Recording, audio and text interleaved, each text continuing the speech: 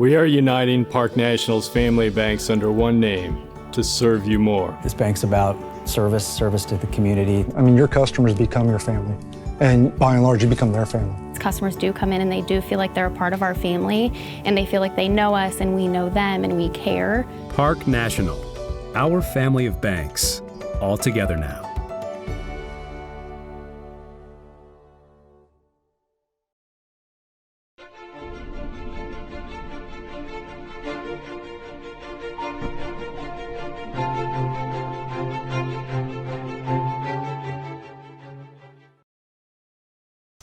Subscribe or be subscribed.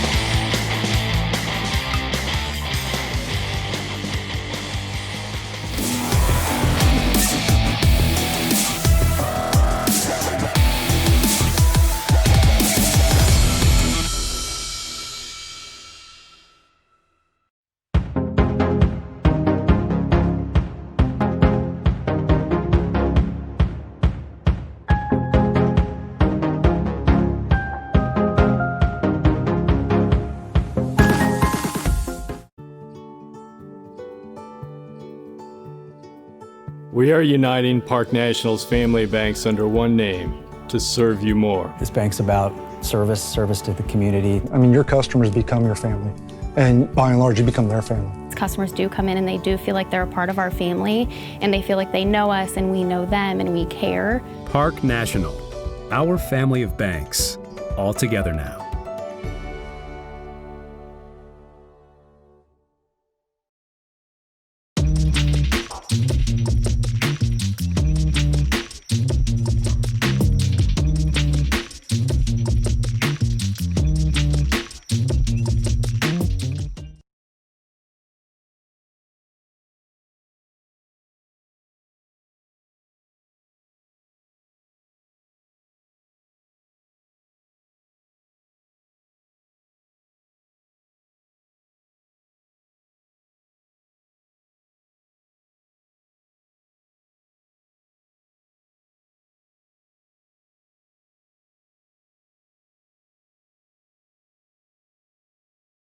Force him to the 4th and downs in like 5 and make River Valley punt the ball back to him.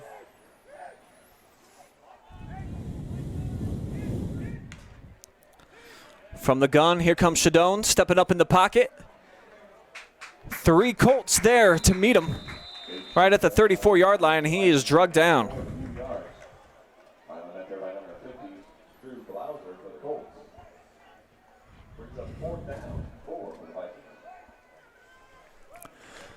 So an excellent job by the Clear Fork defense to force a 4th down, and it looks like they will get the football back after the costly fumble.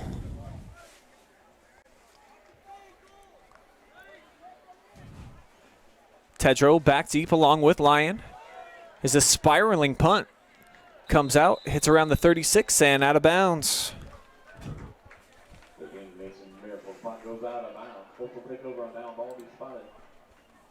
Tedrow is one of those players that doesn't get off the field unless his team is physically punting the ball. He's back there as one of the return men for Clear Fork. He plays defensive back for Clear Fork, and he's playing the quarterback, and he's doing a lot for Clear Fork's offense this game, helping them get the ball downfield and making those winning plays.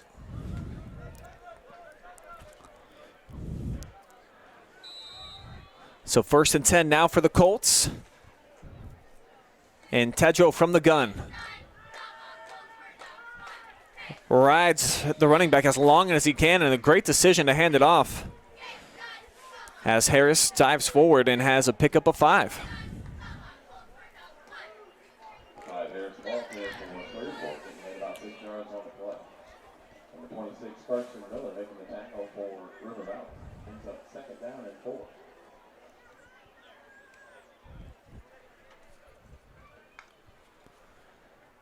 Second down, Tedrow with 3 backs around him. Hands off Lyon.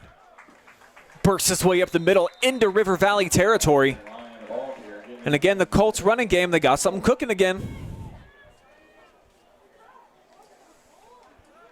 Yeah, River Valley needs to find a way to fill up that middle and try to prevent the run out to the middle. They've been stopping the run outside pretty well outside of that run, about 30 yards where they got the fumble at the end. But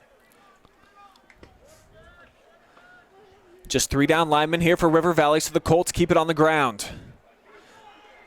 Lyon gets swallowed up as a flag comes in.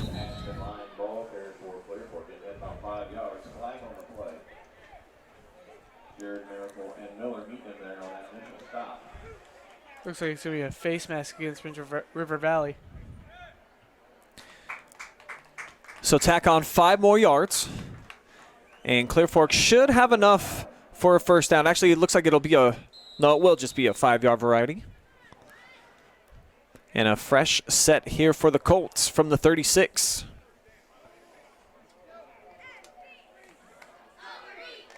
That penalty is enough to move them forward. That'll be Colts, 1st down. 1st and 10, ball at the 36. Tedrow hasn't passed the ball in a while, so look for that in these next upcoming plays. Here comes Brady. Grabbed in the backfield, slung down. Nice tackle by Spencer Creedon.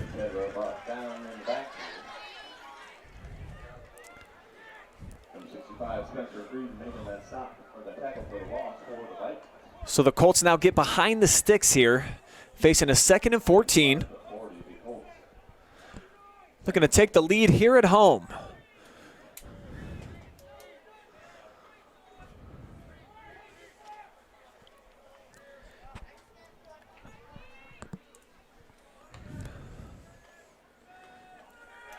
Tedro keeps up the middle. And gets back the lost yardage from the previous play, but will still set up a 3rd down and long, so you imagine they'll probably have to go to the air. Unless Clear Fork is committed to going on 4th down right now, then you could try a run and get 2 or 3 yards to set up Tedro for a little easier job to put the ball in the air. But you would think this is such a hard place in the field to either punt it or go for it, especially in a tight game like this, Brian. I got to imagine Dave Carroll, if they get any type of a yardage here on 3rd down, is going to roll the dice on 4th. We'll see what they do with it. Tedro from the gun. Rolling right, got 2 receivers that way. Being chased down, though, and just has to throw it away. Lyon was the nearest intended target. Johnson on the coverage. So this is where it gets interesting now. So no yardage. You're going to have to get 10 here. Do you go for it on 4th, or do you really try to back up the Vikings in their own territory? Yeah, puts Coach Carroll in a really hard situation. Looks like he's going to punt this ball.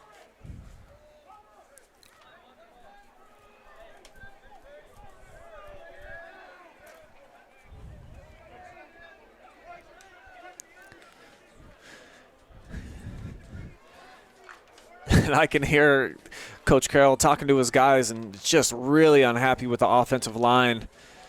Didn't like the effort that he saw.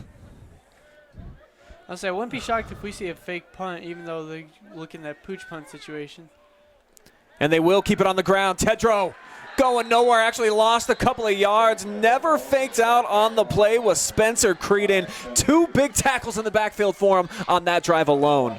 Yeah, Clear Fork started to look like they were getting some momentum on offense, but couldn't capitalize it. And that last possession going nowhere. Any play that they had was not going to swing the line of scrimmage any farther.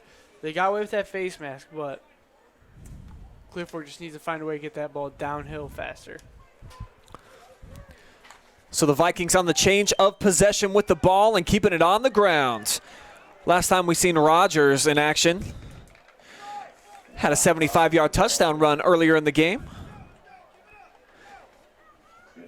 Adding to his total 5 more here on 1st down.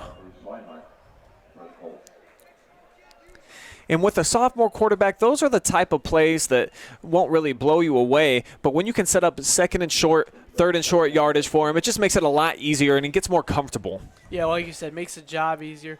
Makes him almost kind of have some playroom with it. He can get a run for only a yard, and it still doesn't backfire it. Here's Caden Shadone. Spins his way into Clear Fork territory down to the 42-yard line. And a big run by the sophomore that time. Man, I like this quarterback, Shadone. He's really going to put on a show for the MOAC conference in these next couple of years.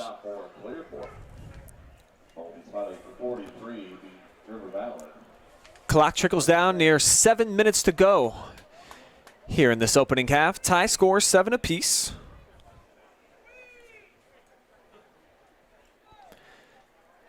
As Graham motions over to the right. Shadone with Rogers to his left. He's got the give and brought down by a pair of Colts. No space that time.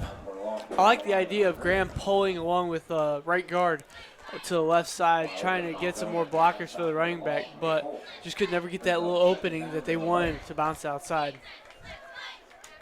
Got to give a lot of credit there to Braden Montgomery for disrupting that play in the backfield. So now getting behind the chains here. 2nd and long now for the sophomore quarterback. They're probably going to air it out here, and hopefully Shadone can get a big gain. Instead, he'll throw it out to the flat. He's complete, and here's Boyd.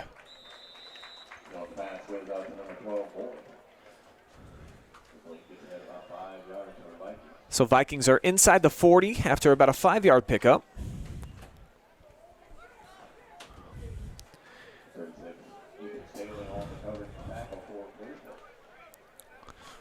So a big 3rd down coming up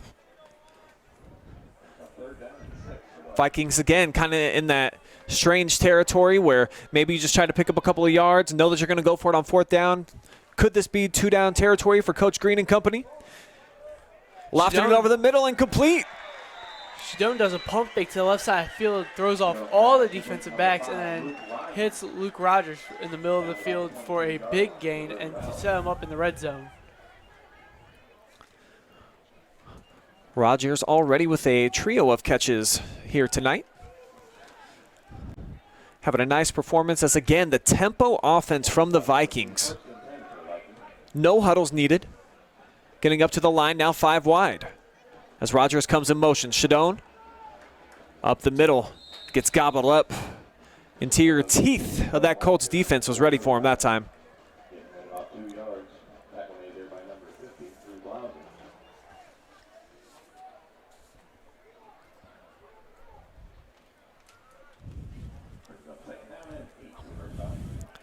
Now under 5 minutes to play. Shadone empty backfield, 5 receivers out. Probably go for a 5-6 yard short pass. He's got Johnson coming across the middle now, lobs it up back of the end zone and tipped. Trying to hook up with Ethan Bell. But nice coverage on the play that time by the Colts. Had Lyon coming over the top.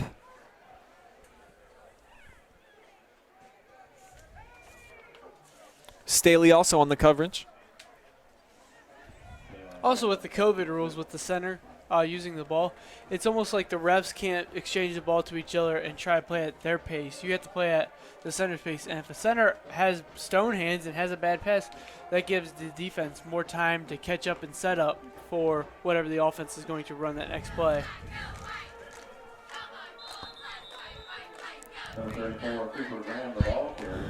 So Cooper Graham carries, but only about to the 15-yard line, so it's going to be 4th down, Braden. And decision time here for the Vikings, who clearly look like they're going to keep the offense on the field. Yeah, Shadone hasn't went anywhere, and it doesn't look like he's going to. It's about 4th and 4. Let's see if the River Valley Vikings can not regret this decision and get some points tacked on the board. He's got Graham next to him. And it looks like they're going to talk things over. Timeout called. Give me an opportunity to thank all of our broadcasters, bringing you live and free football here on the OH Report.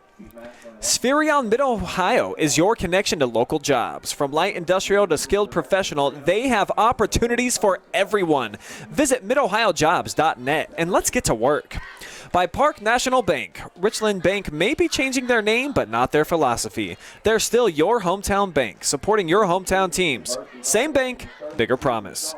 And by Black Belt Pro Fitness, Ohio's premier martial arts and fitness facility, offering martial arts and fitness programs for ages 4 and up. Visit Black Belt Pro Fitness on Facebook or at blackbeltprofitness.com for more information. Big shout out to Black Belt as well, and Chris Hirschberger, who runs that shop down there. My kid went to their summer camp all summer, and fantastic. They've got top of the line trainers. Such a really cool facility, so really excited for them down there on 4th Street in Mansfield.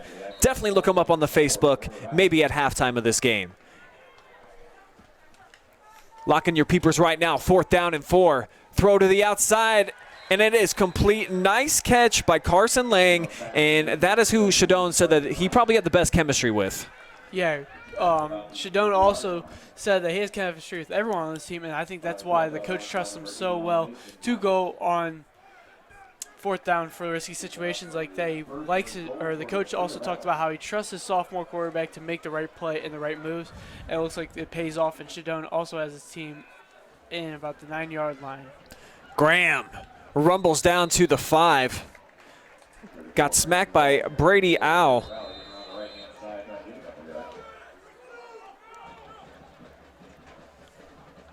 In Clear Fork now, subs in Chris Grove. Get Eli Fenton out. As the Vikings looking at a 2nd and goal. You think you give the ball to Shadone to give a little 5-yard pass, or you run it? Well, they're going to keep it with Graham up the gut.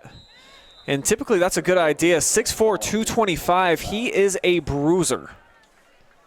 like a freight train running down the middle. You just gotta have a couple bodies to try to stop him. But he can also use that to fake it and roll out, and Shadone could hit a little out route like he did on that 4th down, or maybe keep it and then get right about by the right pylon. 3rd down and goal. Shadone looking left all the way, lobs it out, losing his footing but making the catch. Dylan Johnson, touchdown Vikings. Johnson in for River Valley touchdown. So River Valley takes the lead 13-7 with a chance for another on the way. Dylan Johnson lost his helmet on that touchdown, so he has to come off the field for a play. But I think Clear Forks wanted an excessive celebration, but I think it just naturally fell off when he hit the ground. Owen Richards with the PAT attempt, and that is wide left, no good. So the score remains 13-7 here in the Valley. Now Clear Fork has 3 minutes left. They do have enough time to try to get that touchdown back and go up when they get the ball back at halftime. So we'll see if they can convert with limited time. They do have 2 timeouts left.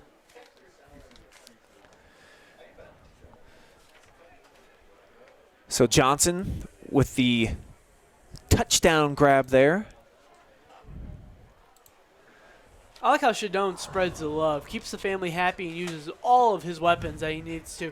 He doesn't really have that 1-2 punch. He said number 17 that he liked the junior Carson Lang, which is a big body running down the field. I mean, 6'2".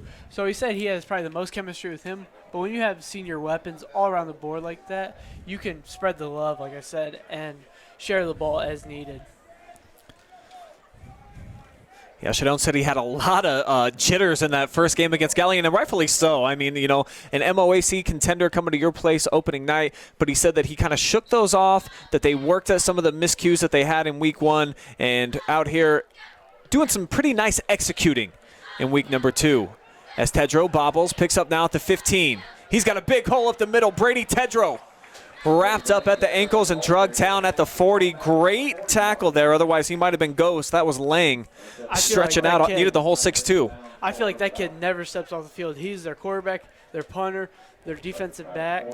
I mean, he is always on the field. Their kick returner. He's one of the punt returners for them, Brian. He is the heart and soul of this Clear Fork offense and defense. And he's got an opportunity here. 3:04 on the clock. Trailing by 6. What will the senior quarterback do here on senior night? Brings his fellow senior captain, Lyon. Kept himself. Dashes out to the 45. Clear Fork likes to do a lot of that jet sweep formation where he gives you the option of Tedrow keeping up the middle or giving it to the senior running back, or maybe keeping it and then passing it to one of the wideouts out left or right.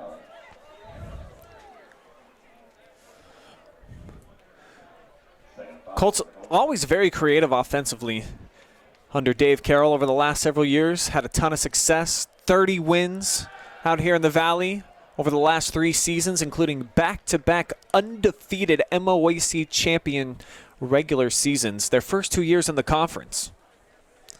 The last thing Clear Fork wants to do is give this ball right back to River Valley and give them a chance to get a quick score. Even if it's just a field goal, you still are creating a 10-point lead and separating yourself from a little bit.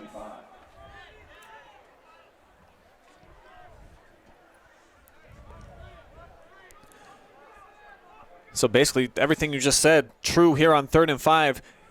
Definitely want to pick up the first down yardage, and they won't. Never really getting his head around there was Jack Harris. Tedrow showing a little bit of frustration with his receivers. It feels like they aren't on the same page. I mean, ever since that one good offensive possession that Tedrow had, it feels like they haven't been that click in sync yet.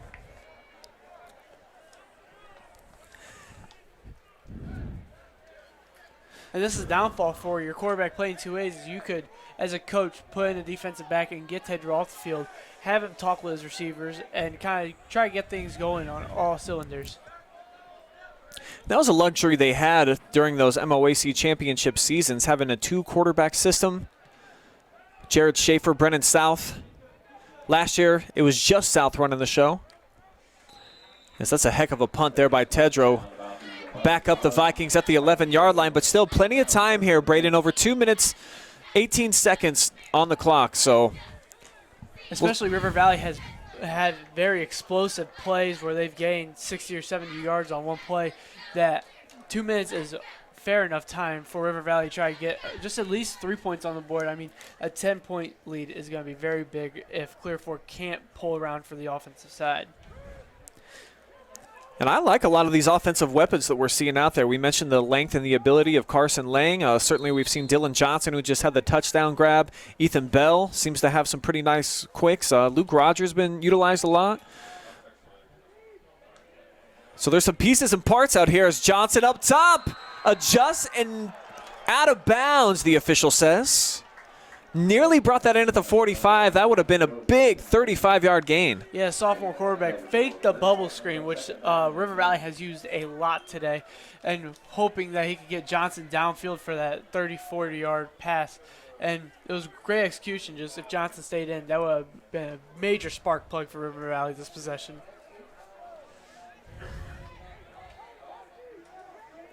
I really like if River Valley wins this game and goes on 2-0. I really like their odds winning a MOAC conference title. Oh, you're going to put them in that chase, huh? As Chanot goes up top again, looking for Johnson. Up and over the defensive back. A flag comes in. So this is probably going to be pass interference against the Colts. Clear Fork is glad we aren't playing in the NFL where the spot of the foul, they only have to move up about 15, 20 yards. Believe that was Ethan Staley on the defense.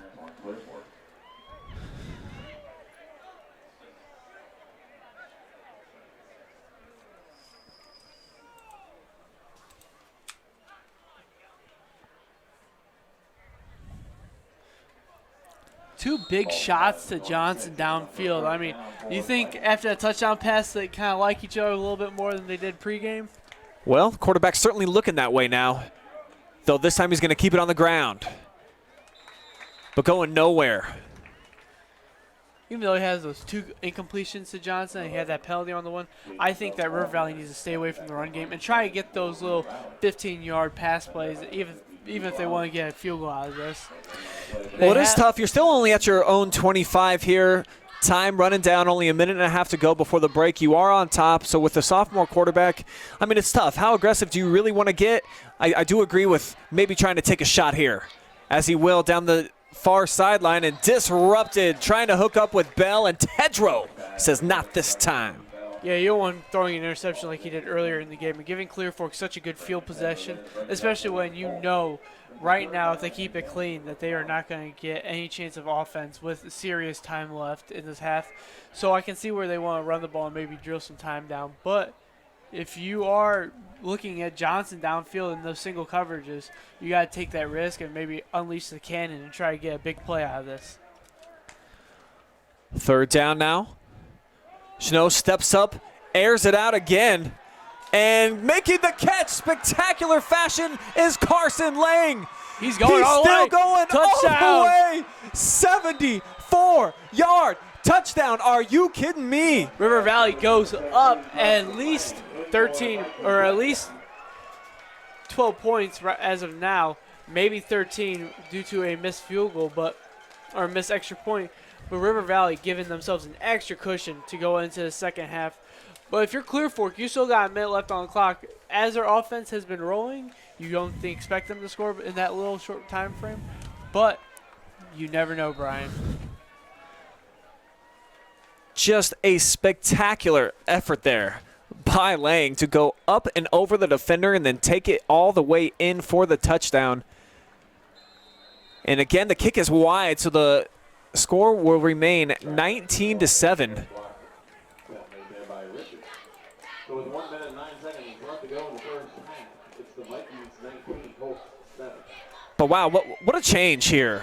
When it looked like Clear Fork was going to try to come down, small time on the clock, try to tie up the game or take the lead going into the half, and instead the sophomore takes the risk, goes deep for his senior wideout, or the junior I should say, who makes just an incredible play. I imagine we're going to see that on the OH Report Top 5 Plays tomorrow on the Saturday Pigskin. Hey, I don't make the videos, you do. So if you say, it will happen, unless we see a better highlight from these young men tonight. Even though Clear Fork had the momentum going into this second quarter, I think the fumble after the big run, I think that fumble that River Valley recovered and they marched downfield, I think that was the real momentum swinger between River Valley and Clear Fork this game. Turnovers are always a killer. Coaches hate them. Players hate them when you give the ball away, and especially right after Clear Fork came up with a turnover of your own. So you could be right. Might have got into their head as that short kickoff fielded cleanly by J.R. Carmen. He's got the Colts at the 35. And still a minute and 4 seconds left for the Clear Fork offense and Coach Carroll here. I presume that they're going to be looking to try to go down the field. I don't think they're just going to run this thing out. Yeah, you got to. Even if you're down by 2 scores, knowing that you have the ball at after halftime, starting the third quarter, you got to try to get something going, even if it's a little bit of momentum.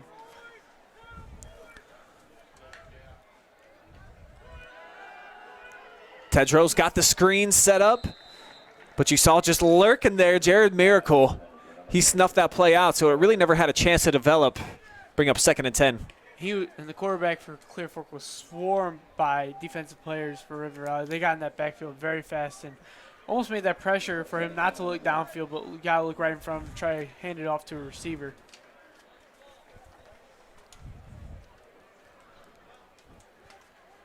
.60 seconds to go here in the first half.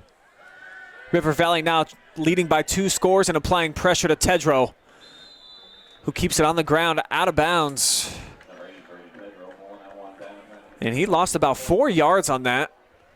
Tedrow making the senior move, knowing that escaping the pocket, he can't just freak out and throw the ball downfield, almost risking a River Valley big return. So he just takes the ball out of bounds and tries to get this 3rd and long situation set up. But you'd almost like to just see him throw it out of bounds there, though, instead of tucking it and running. Save yourself 4 yards. Totally agree, Brian. You save yourself 4 yards there, you're still looking at 3rd and 10. So Chedron now looking to move the chains, rolls left, throwing, and skips it into the hands of the defender. On the coverage that time was Braden Boyd.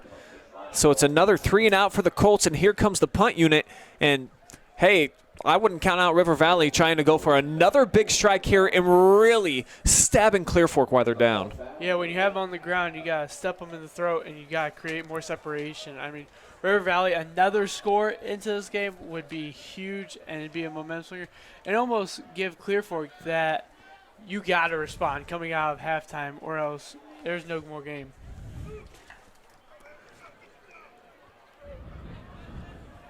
Different punter out for Clear Fork.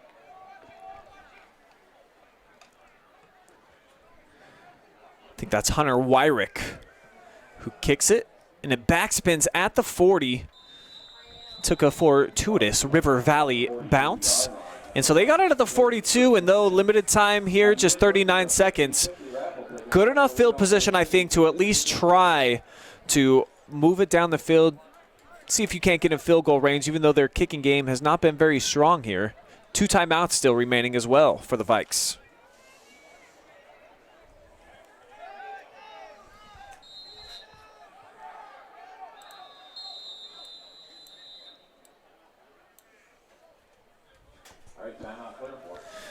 So the Colts want a timeout. Clear Fork rushing to call a timeout. I think they only had 10 players on the field. Well, make sure that you catch the Saturday Pigskin Show live tomorrow at 4 p.m. exclusively on the OH Report Facebook and YouTube channels, where yours truly, along with Eric, Will, and the boys, will recap all the action from Friday nights throughout North Central Ohio with the top plays, which I think we just saw one here tonight already, outstanding performances, guest interviews, insider analysis, highlights, and more.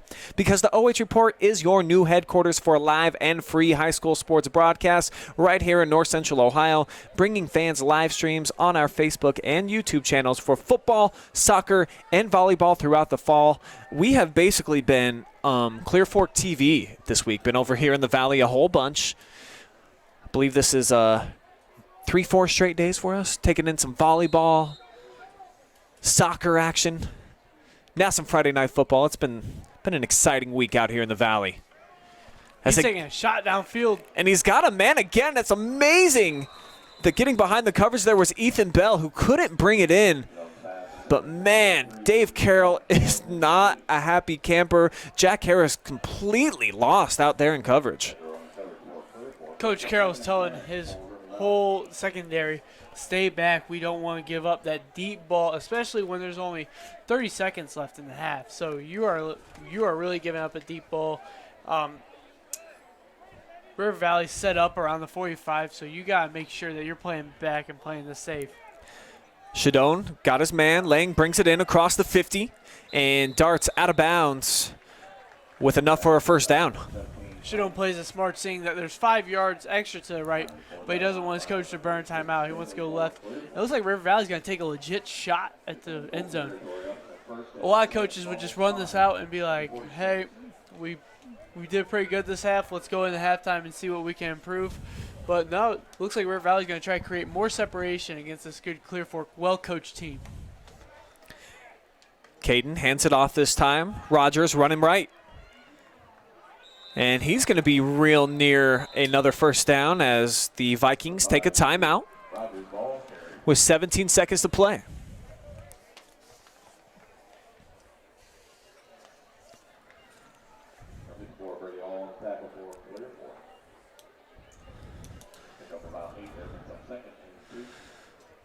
So Braden, after basically 2 quarters of action here, River Valley looks like they may be the real deal this season. I know a lot of the chatter that I heard this week, at least from people here in our area, is that it was a big upset, them knocking off Galleon last week in week 1, taking down the Tigers 20-19.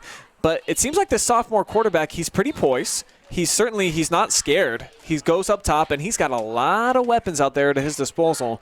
So this could be a dangerous team. Maybe a little prediction there, not jumping the gun, that they could be in the MOAC title chase. Yeah, Caden Shadone also said that his team gets along very well on and off the field. And I think he is out there. He might have heard some of the chatter that it was a big upset. He's trying to prove to everyone that he is not a fluke and that this whole team's not a fluke. And they got serious weapons around this sophomore quarterback and that they could be a real threat to the MOAC conference title. Here he zings one, and it's intercepted. Tipped into the hands of Brady Tedrow as Braden Boyd couldn't bring it in, and that's pretty much exactly what you're looking for if you're a Clear Fork Colts fan. Minimize the damage, don't want to exacerbate it, and big turnover there. Shadone's stat line's not going to look pretty coming out of this half, but with 2 interceptions, that one was not his fault. You have a wide receiver wide open in the middle of the field. You have to take that chance and go for it. That would have been around a 15-yard gain and set Clear Fork up pretty nice, or set up River Valley pretty nice for an opportunity to try to score and get some more points, but just fell right through the receiver's hands, and Clear Fork found its way to get their hands on the ball. Colts are just going to nail it down here and take us into the half, trailing 19-7. So we've seen some explosive plays, lots of high-level action out here in the Valley. We'll take a timeout. We'll be back with the halftime show, give you some scores from around the area as well. So keep it locked in here on the OH Report.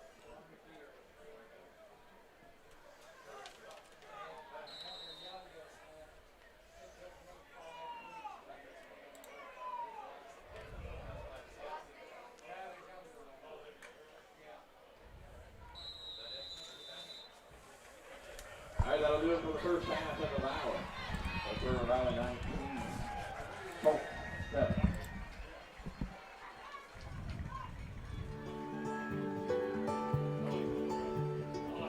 We are uniting Park National's family banks under one name to serve you more. This bank's about service to the community. I mean, your customers become your family, and by and large, you become their family. Customers do come in and they do feel like they're a part of our family, and they feel like they know us and we know them and we care. Park National, our family of banks, all together now.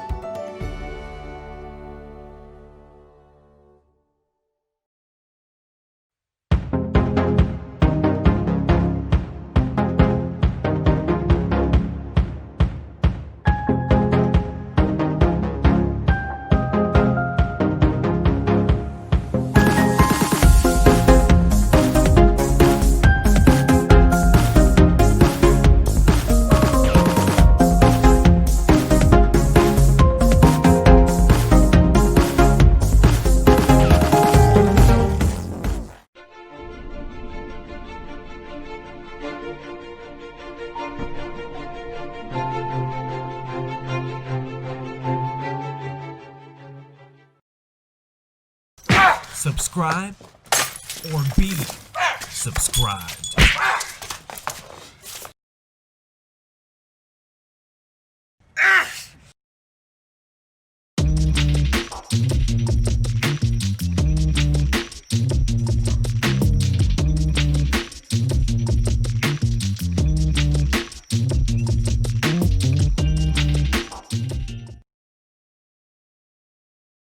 To kick off our halftime show tonight, we've got a song that's a Spanish-style march featuring trumpet senior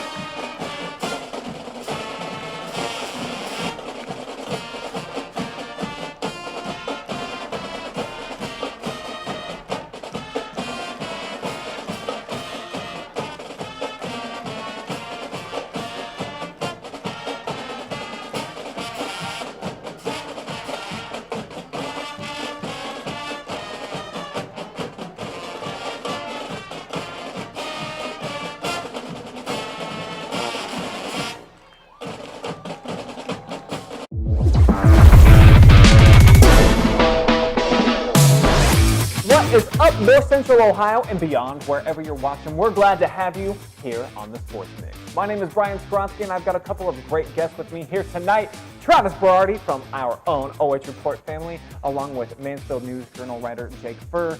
And gentlemen, I don't want to waste no time. I just want to get right into it. So many sports, now that they are back, are happening right here in our area. And I want to hear about the 3 biggest performances that you saw all week. Jake, we'll let you go first. I got to give a big shout out to Luke Wabaki from Clear Fork. Last night, actually, he had 2 goals, 4 assists in a 10-1 win over Massillon. I love the goal scorers, but you know what? It takes a special player to kind of bring out those assists and share the love. So those 4 assists, man, that kind of jumped out to me. Another soccer player, Abby Little from Mansfield Christian. She had 4 goals and an 8-0 win over Loudonville. She is the leading goal scorer right now in the area. Crazy. Sophomore, leading goal scorer when we have so much huge talent here in Richland County by itself. So yeah, I mean that's a huge accomplishment. She already has a hat trick, has a 4-goal game. Wow, big time player right there who's leading the area. So my final one is Amar Davis from Mansfield Senior, 6 catches, 189 yards and a touchdown. Freshman, just coming out, and I don't know if you'd have to look really far back just to see if there was a better freshman debut in Mansfield Senior Tigers history. Because that was a pretty big performance. That may be it. Yeah, you think about all the athletes that have come through there. A lot of times the freshmen don't even get a chance to play at the varsity level in their first year, of course. So yeah, I think that may be one for the history books. Big time. Travis, what about you? Well, Brian, my number 1 performer, my boy down at Northmore, Max Lower, 16 carries, $125, 2 touchdowns, 2 two-point conversion runs, all in the first half. He sat out the second half because they were up 34-0. This kid is a wrecking ball. Once he gets through that original defensive line, it is all downhill from there. You saw on the Saturday Pigskin Monday Night Football edition, he just went off, big 65-yard touchdown run. The kid can do it all. He's in the Wildcat formation. He can be sidecar left or right between beside Cortez. Just a big player. My number 2 performer, Taylor Huff, going up to Findlay. Tough game up there, tough match. He scores 2 first-half goals, propels them to the 2-1 victory. And right now, she's probably scoring a couple more goals against Mansfield Senior as we speak. They're playing right now. Make sure to watch for those highlights on the OH Report. We have the dynamic duo of G-Man and Stormette. And then my number 3, like Jake said, Amar Davis. We thought Gross was going to go off possibly, but then he comes out, picks up some of the slack, and he's really showing out in his freshman debut. So that's my top 3.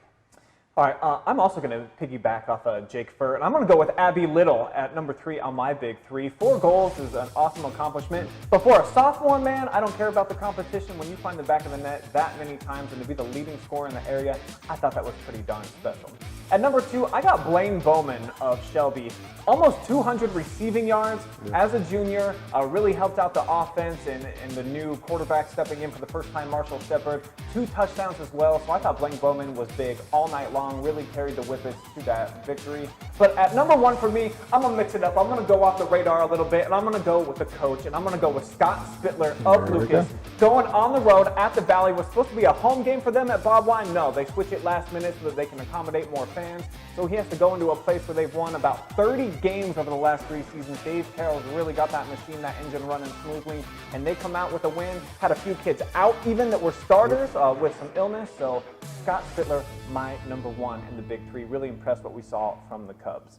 Let's keep talking about football then. And how about some surprises? How about, I think we're going to call it the number 1 stunner of the week. What was it for you, Jake? The biggest one that I can think of, just off the top of my head, is the Galleon falling to River Valley. What was it, 20-19? Yeah. Losing by 1 point, I think they missed, or they had an extra point blocked.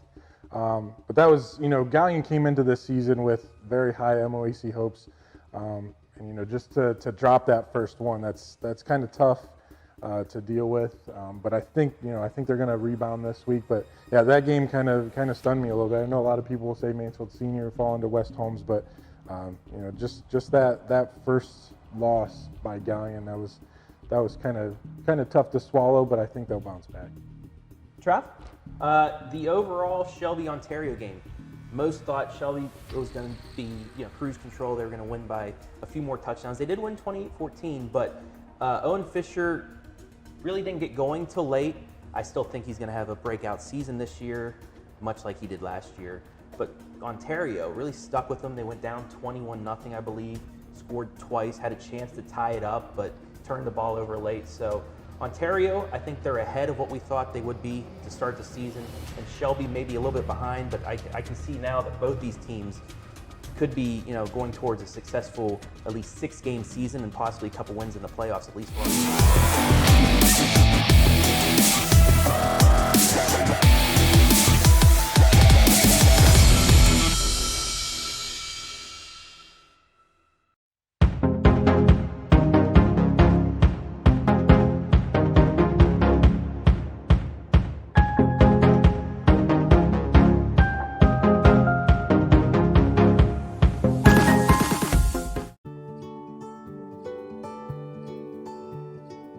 We are uniting Park National's family banks under one name to serve you more. This bank's about service to the community. I mean, your customers become your family, and by and large, you become their family. Customers do come in and they do feel like they're a part of our family, and they feel like they know us and we know them and we care. Park National, our family of banks, all together now.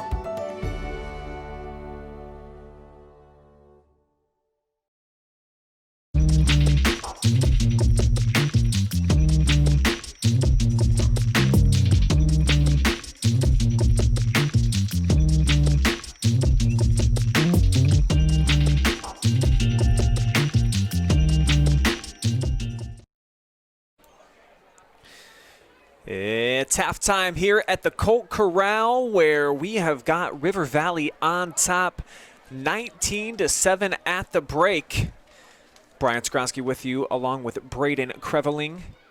Let's go ahead and take a look at these halftime stats, where the big number, of course, that jumps out at you, 278 total yards for the Vikings, 147 of those through the air. They had the one big run, 75 yards by Luke Rogers to the Vikings, but other than that, a lot of it has been done through the passing game and the right arm of sophomore quarterback Caden Shadone. Yeah, give credit to Shadone. He's played a heck of a game, mixing in those short little 5-6 yard passes along with some quarterback keepers as he pulls out the ball for the option runs. And he's been going downfield recently, which I like. As a fan perspective, he can he's kind of showing that potential to where he has a real arm and that he doesn't have to sell for those little passes. He finds his receivers downfield in the middle of the field. And River Valley likes to run a lot of 4 or 5 wide receiver sets and leaves Shadone in that backfield, which is very risky, seeing that he only has 5 guys in front of him to protect him. But it has paid off for him so far, and they've also got the running game, which is a very good equal balance along with that passing game. And on the other side for Clear Fork, most of their damage has been done in the run game, and Brady Tedrow keeping the ball in his own hands as the quarterback, though just 32 yards in the passing game, so being behind by a couple scores, Brad, you got to imagine their senior quarterback here on senior night going to have to step up and do a little bit more throwing it through the air. Yeah, Tedrow has been doing a well job getting his offense moving. It's been a little sluggish in that second half. The first half, they were really popping off with those jet sweeps and getting the balls to different receivers and trying to bounce it outside. But Tedros have done a good job by himself pulling the ball out and going straight up the middle or rolling out, looking to pass but still tucking it and running it. And let's see if Clear Fork can respond and give us a positive third quarter and try to get us back to the game. Couple of score updates. Mansfield Senior at home, I think surprising a lot of folks. They're on top of Columbus St. Francis de Sales 6-0, that game in the third quarter. Other games live streaming right now on the OH Report. Ashland on top of Mount Vernon 21-6, that one entering the third. The Golden Knights and Bulldogs, East Knox and Northmore in our featured game of the night, locked up in a 0-0 tie at the break. And I think the biggest shock of any score that I heard was the Shelby game. They're up big right now at the half, right, Braden? Yeah, 41 to 13 against Pleasant, which, I mean, your facial reaction showed me how shocked you were. And Shelby looks like they can come out strong this year and looking to get up on 2-0 and try to see what the other conference plays out and see if they can fare well with it. But as far as I'm concerned, River Valley is going to give this MOAC conference a run for their money. I really like how they set up the formation, the 4 or 5 wide receiver sets, and the sophomore quarterback has heart of steel. And you know what I like that's setting up all the things that you were just saying, and River Valley potentially being a conference contender. Guess who they get on the road in week 6 to finish out the year? That's right, the Shelby Whippets. So we'll see if that could be a collision course where these two programs are headed to decide the conference, but still a long way to go, especially even right here. You don't want to count out Clear Fork, especially not at home. Only trailing by a couple of scores, and they certainly got the firepower, a lot of offensive speed out there. Can they find some momentum and get something rolling here offensively? On second down, Tedrow keeps gaping hole. Cuts his way back to the middle, and then brought down by Logan Miracle, but not before a nice run by the quarterback to pick up about 13 yards and move the chains.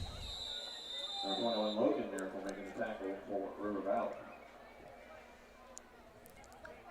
Official timeout on the field. Look like Clear Fork's got a play shaken up. Player, I should say. Might be Chris Grove taking a seat. And Clear Fork coaches did not seem happy with their performance in the first half. So this well-experienced staff, I would like to be in that locker room and try to see what they were trying to get the message across. They did not seem happy with how they were playing in that second quarter especially. Yeah, if you're a Clear Fork player, I don't know that a lot of them probably wanted to be feeling the wrath of both of the Carrolls in there. Probably gave them an earful about, maybe just some misassignments. Certainly in the deep passing game for River Valley, it felt like there were 1 or 2 times where the Colts defensive backs were just kind of out of position, maybe in a zone where they allowed a receiver to get through out of their area without coverage, as Lyon goes darting his way for about 10 more yards. And they are now into River Valley territory. And the ground game seems to be working here for the Colts as Lyon gets up a little bit slowly. But he seems to be fine. As fine as you can be as a football player. Tough, gritty sport.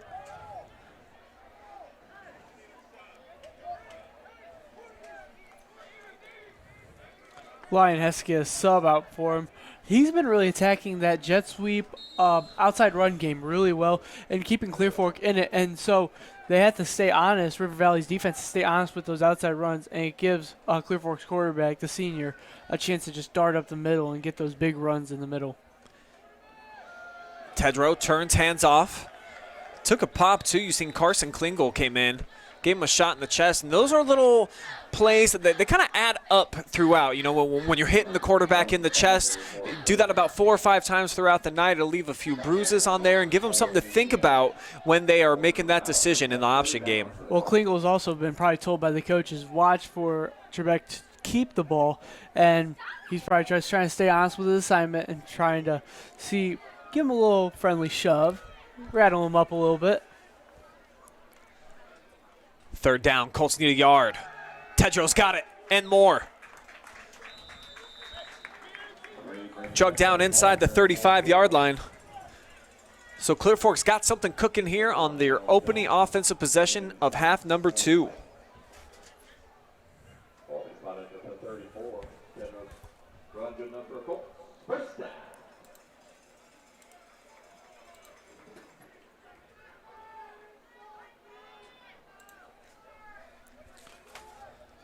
Fresh set of downs here for the Colts as Tedrow.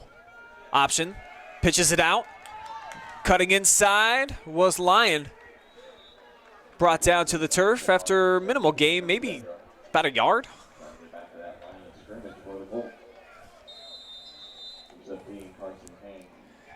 Met rudely, too. Big pop there by Cooper Graham. Put about all 225 pounds of him into Lyon. I like how even though Tedrow is a quarterback, he's very a head-down runner.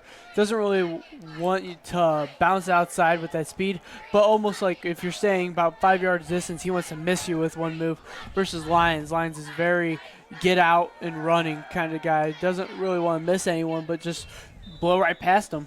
He's got that straight line speed. If he can catch the edge, certainly Mr. Lyon can fly as a flag comes in. if he bounces outside, he won't get caught. Got a holding here against the Colts, so their 5th penalty now of the contest. Clear Fork's been running the ball so well this possession, so hopefully this doesn't set them back any more than it does with the penalty.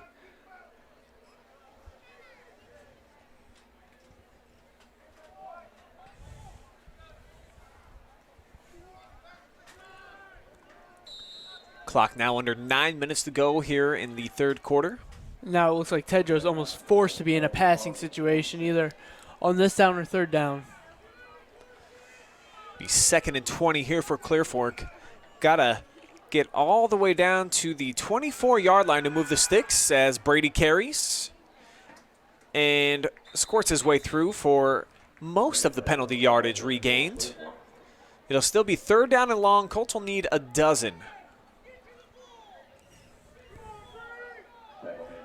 Do you stay with the run? The run's been working with you all possession, or do you give the ball to Tedrow and put it in his hands and say find a receiver downfield?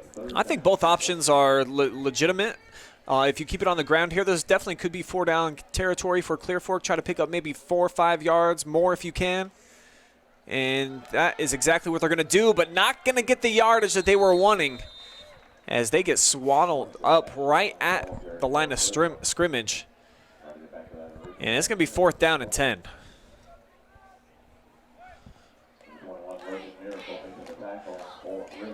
So the interior linemen there for River Valley were not fooled by that. Everyone probably thinking the same thing. They've had so much success on the ground. Can they keep running it? Not against the front 3 that time of the Vikings. I'll say Tedrow did have a pooch punt fake, so watch out for this one being a either pass play or maybe you can catch a gunner going across field in the middle. Tedrow does back up. He takes and serves up the punt. It looks like it's a nice one again. Oh, takes a hard bounce. Goes out of bounds. It looked like it could have took a sideways spiral and maybe get the out of bounds line. Yeah, he landed it right at the 5-yard line. So it was pretty good precision by Brady. Just didn't have backspin or side spin. And you know, oftentimes, of course, the great punters at the college and the pro level, that they can kind of dictate which way the ball is going to spin. But I don't imagine Brady spends too much time at practice with his punts. Especially being a defensive back, a quarterback, a kick returner, one of the punt returners with Lions. I don't think he spends much time punting the ball. He's a busy dude.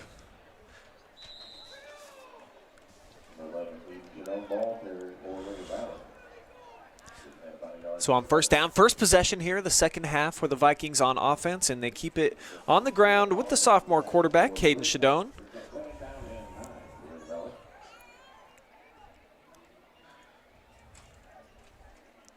Who had a couple of touchdown tosses in the first half. Also threw an interception, but wasn't his fault. Actually threw it right into the hands of the receiver, bounced off, and Brady Tedrow came up with an INT as he slings it out here into the flat. And it's Ethan Bell turning on the gas.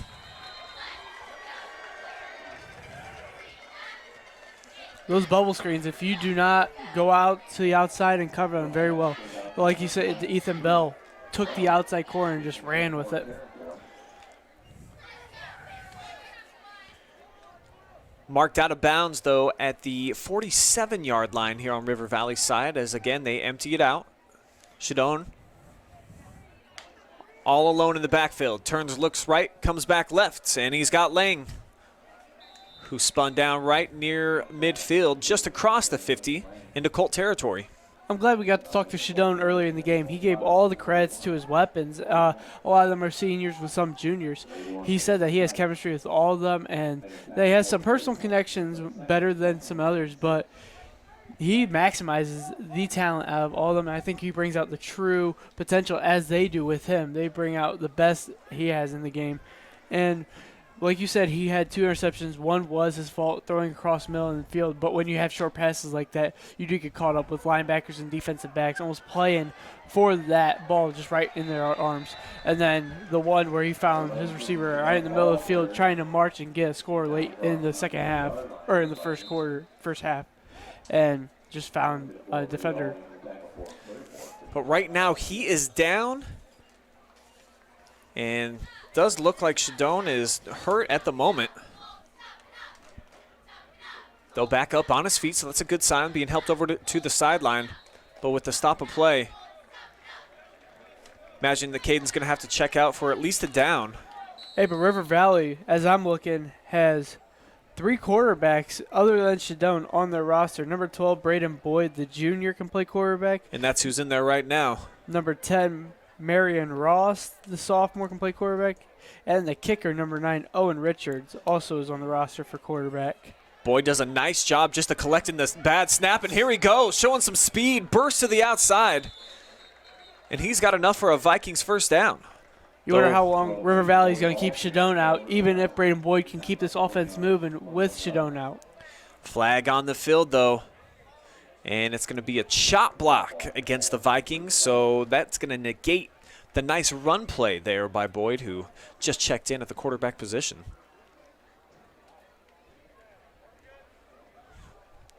So a bit of a momentum killer here for the Vikings. With 5:20 to go here in quarter number 3.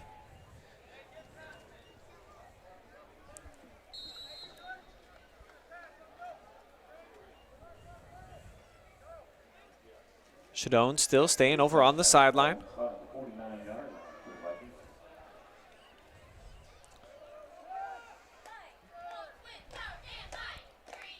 So now here comes Rogers with the carry as Boyd gives to him.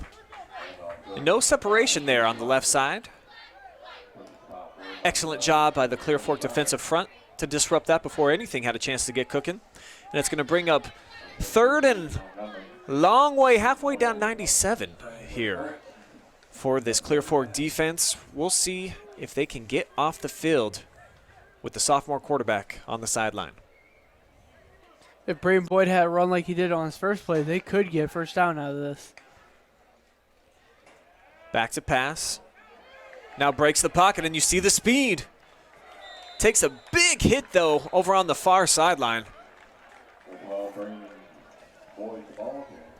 Looks like Clear Fork's got a man down around the 42-yard line.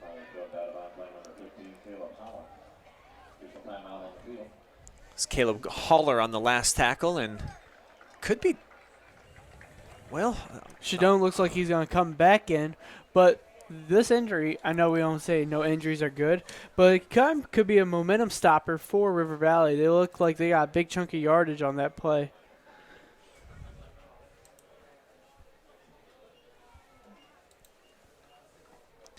While they tend to the injured player, we're going to go ahead and step away with River Valley on top, 19-7 here in the 3rd quarter.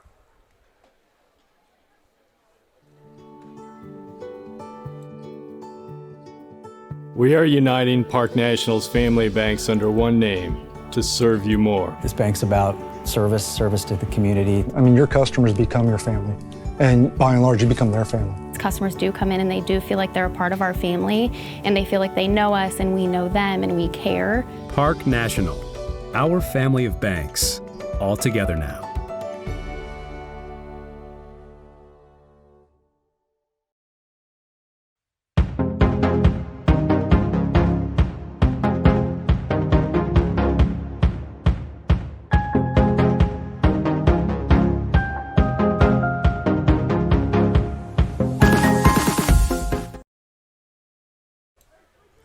We welcome you back to the Colts Corral here in the beautiful Clear Fork Valley, where River Valley now on the move. 3rd down, they keep it on the ground.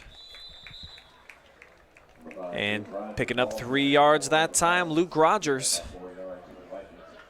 So evidently this is going to be 4-down territory here for the Vikings and head coach Doug Green, who's got Caden Shadone, sophomore quarterback, back into the mix. And now they've got Carson Lang, who's been their big playmaking threat here. Splitting out wide here to the bottom of your screen. 5 wide for the Vikings. Big play here for the Colt defense. They don't bring pressure, just rushing 4, and the throw is connected to Cooper Graham.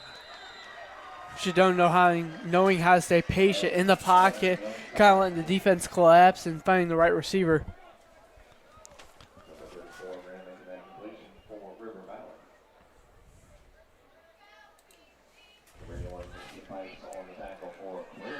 So gutsy play, and now with 3:20 to go in the third quarter, the Vikings knocking on the door for another score, looking to put this thing to bed. Colts defense desperately needs to come up with a stop here. Beautiful cutback that time, and finding a seam is Rodgers inside the 15-yard line. Yeah, and almost when that play looked dead and Rodgers was running straight up and down the field, he cut back and finds some positive yardage. Rodgers also with a big game today, opening today with a huge touchdown run. Kind of leading the way for River Valley Vikings. A lot of senior leadership on this team, just not at the quarterback spot. Shadone hands it off. Right side. Bursting his way into the end zone is going to be Rodgers. 14-yard scamper. His second of the day. Rodgers having a big day today. And you'd almost think, you said that there's a lot of senior leadership besides the quarterback. You would never know that Shadone was the sophomore of the bunch with how well he's taken care of the ball. Even though he has 2 interceptions, he has played a very clean game. And how almost mature in body language he is, how he doesn't get too excited whenever they go up because he knows at some point in chance, it's Friday Night Football, any team can take over on any situation. It looks like Shadone's going to go back for 2-point conversion. Lofts it up. And broken up. As River Valley takes an 18-point lead, up 25-7 to the Clear Fork Colts. And it looks like it is all silent on the Clear Fork side. They need to answer in a big way for them to get back into this game. Yeah, now trailing 25-7 on senior night. Braden, they got to find some type of a spark here offensively. They had the ground game going on their first drive. But obviously, you just can't give it back over to River Valley in this offense. They've got the flow going now. And Shadone knows how to take care of the ball and how to capitalize on moments where Clear Fork will give them the ball. He knows how to make them pay for it, and he's been scoring time and time again. What type of answer will the Colts develop here at the Corral? Do you go back to that jet sweep that they've been doing with Lions? Do you go to the passing game?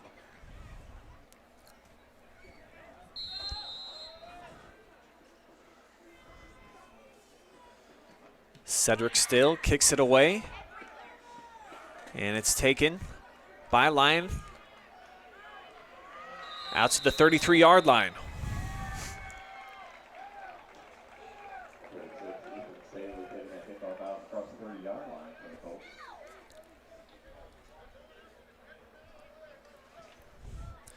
Very key offensive possession here for the Colts, and at this point in time, trailing now by 3 scores with the time situation being what it is, just 2:25 to play. I imagine every single drive is going to be 4-down territory no matter where they're at on the field.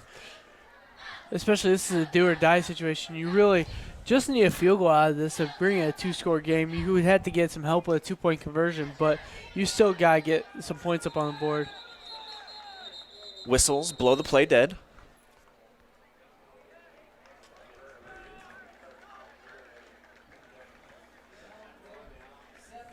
Legal shift. False start against Clear Fork. So another penalty against the Colts. And they're starting to rack them up here.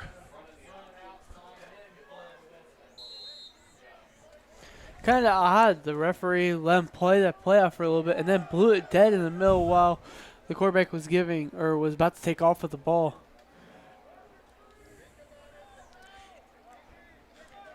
Empty set here for Tedrow. Just faces a 4-man rush. Wanted to swing it out, and now look at all this space. Tedrow escapes the pocket and goes out of bounds at the 41-yard line.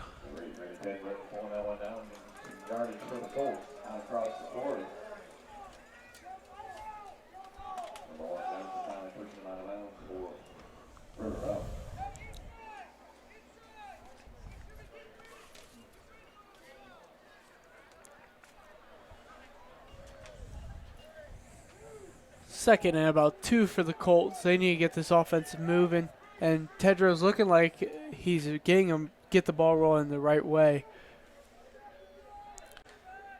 8 Vikings inside the box. Still they run it to the Colts. And Tedrow showing off some physicality. Brings it out to the 44-yard line. They'll move the sticks.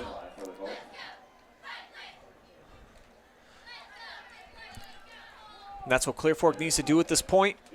Stay on the field with your offense. Keep churning out some first downs. Try to build some momentum.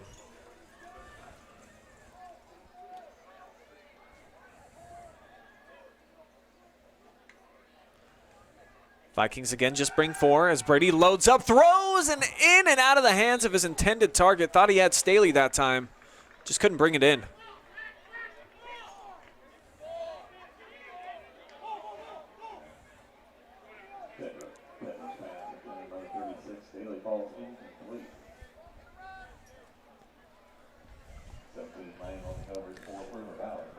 And those are the type of plays that, if you're Clear Fork, got to step up and make those happen if you're trying to get back into this game.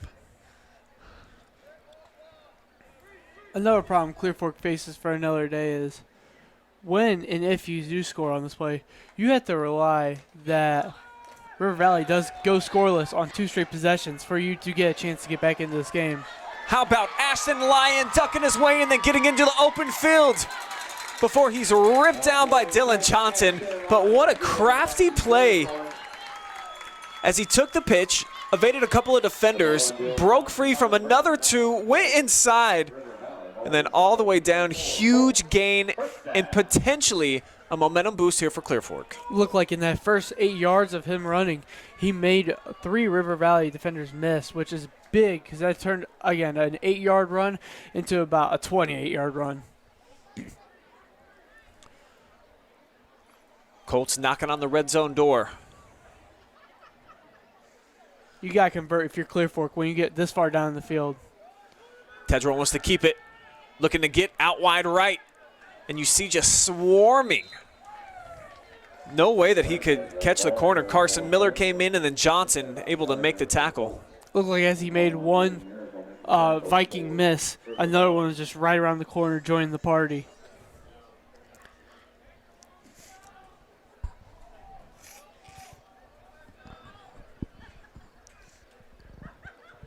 Down to 40 seconds to go here in what feels like a very fast-moving third quarter. We haven't really had any stoppage of plays besides a couple of injuries in the beginning.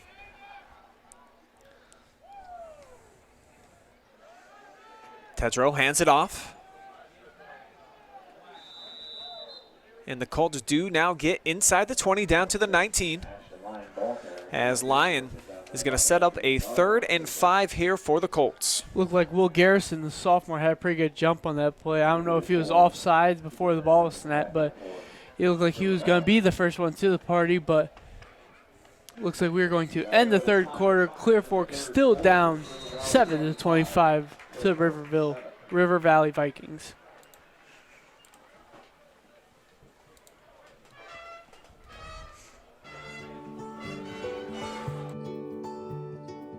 We are uniting Park National's family banks under one name to serve you more. This bank's about service to the community. I mean, your customers become your family, and by and large, you become their family. Customers do come in and they do feel like they're a part of our family, and they feel like they know us and we know them and we care. Park National, our family of banks, all together now.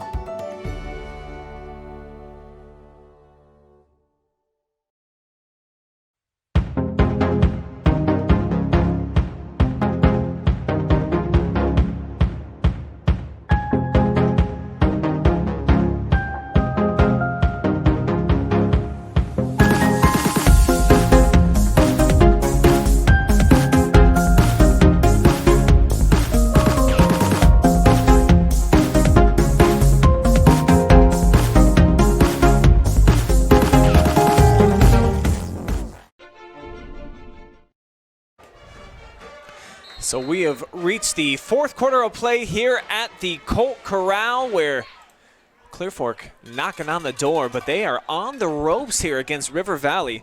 looking to avoid an 0-2 start. Both games here at home to start the season for Clear Fork. Yeah, Clear Fork's got to get something going. They really got to get some points on the board if they think they're going to come back to this game. That's Tedrow keeping. Falls forward. I know those plays have worked for Clear Fork today, but I don't know if I agree with that being their third down play to set up for a fourth down in a crucial situation like this where you have to get some scores. Colts will need about 2.5 yards, and head coach Dave Carroll wants to take a timeout here. Give me an opportunity. You would think that you have some time to talk in the third quarter break, going into the fourth quarter, that you come out with at least a play to catch them off guard. I mean, you've been running that same play all day. That you got to expect, or River Valley has to expect, is some type of run to be waiting for. Maybe a rollout pass or a fake. I just thought that Coach Carroll and his staff could drew up a way better play. Maybe something that they haven't used ever, and try to get a first down off of that instead of an inside run like they have been going to. We'll see. Maybe they try to get creative here on fourth down, even though they do need just a couple of yards. The run game has been working for the Colts. Well, like, they still burn a timeout. They've got 2 timeouts left, and you know late in games when you're down by multiple scores, you're going to need every timeout you have. And the burn one right now, only 20 seconds into the fourth quarter, it just looked like an ill-advised decision. Do or die time for Clear Fork. Huge 4th down and 2 coming up for the Colts, who come up with a stacked backfield. Lyon at the tip of the 3-back set. And they got 7 up front. I think you go for a QB sneak. Fumble. Missing the exchange was Tedrow. It looks like River Valley has come up with it regardless of who has the ball, even though it is the Vikings. They are going to take over possession, and Logan Miracle is the one who came up with the fumble recovery for the Vikings. Big play.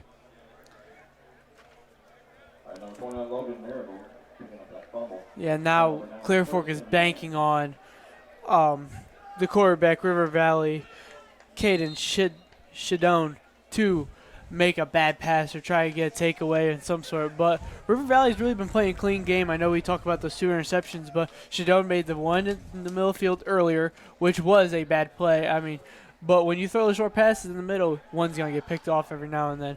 And then the one was right in his receiver's hands, but looks like they're going to exercise their running backs more this fourth quarter. Luke Rogers gang tackled as he tried to hit the corner, instead got clipped himself. About 5 Clear Fork defenders waiting for him.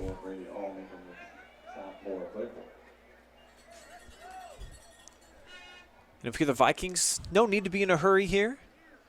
Just over 11 minutes remaining in the game. 3-score advantage. Shadone, quick pass.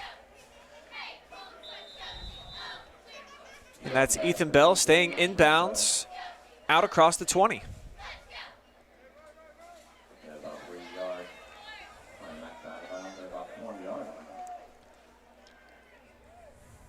Looks like River Valley is going to take as much time as they can in each play, really to not give Clear Fork, with the experienced coaching staff, time to even think about coming back from this game. Colts defense facing a big test here. Can they get off the field? Whipping it out to the far sideline. Going to be a little bit short of first down yardage, but Johnson making the catch.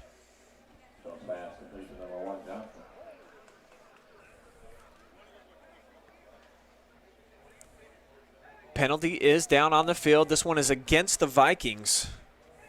So Dave Carroll making a decision. And he is going to accept the holding penalty against River Valley. I don't know if I would have done that, Brian.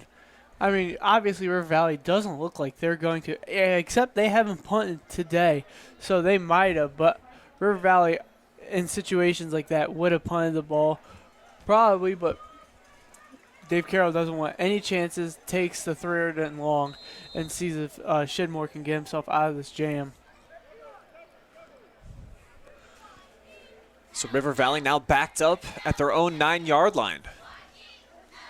If Shedmore and the Vikings figure out some way to convert this 3rd down and get a first down, Carroll's going to be kicking himself for this decision. Shadone steps up, tries to break the pocket, now rolls out, throws deep right, and incomplete. Tried to find his favorite receiver, Lang,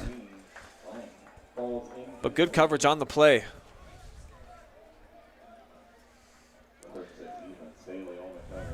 That was Staley breaking it up for the Colts. So the decision by Carroll pays off, and now River Valley will have to punt out of their own end zone. Maybe Carroll made that decision to try to get a little blitz in here and try to maybe get a safety or a touchdown out of a blocked punt. Be Braden Boyd back to receive the snap, a little high, takes it, and he does get it off. Fair catch called for. Lyon drops to his knees, and he's got it. And he's got Clear Fork in business. Solid field position, so really all that was lost on that not converted 4th down was about 2 minutes of game time, which of course crucial at this point for Clear Fork, needing 3 scores.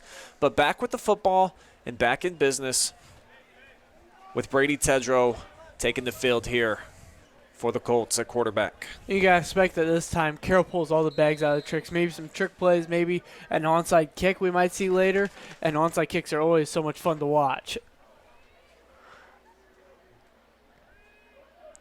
Line in motion. Tedrow keeps himself.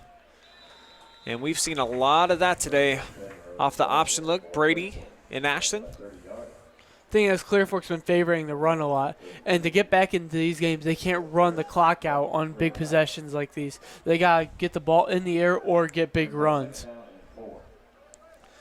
Colts have not had much success in the air attack here this evening.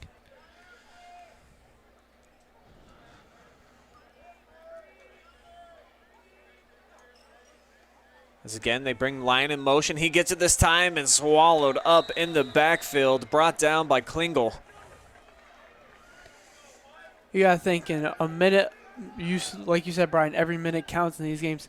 In a minute, Clear Fork has got themselves 2 yards. So they need to get something going. Maybe it's a big run, a big play in some way. Tedrow needs to come and rally his troops around and try to get some points on the board. And you got to give credit on the other side now to River Valley. Done a nice job with his 3-4 defense. Haven't had to blitz much, and they've still been getting into the backfield, disrupting some plays. And here they come on 3rd down. 6 men in the box.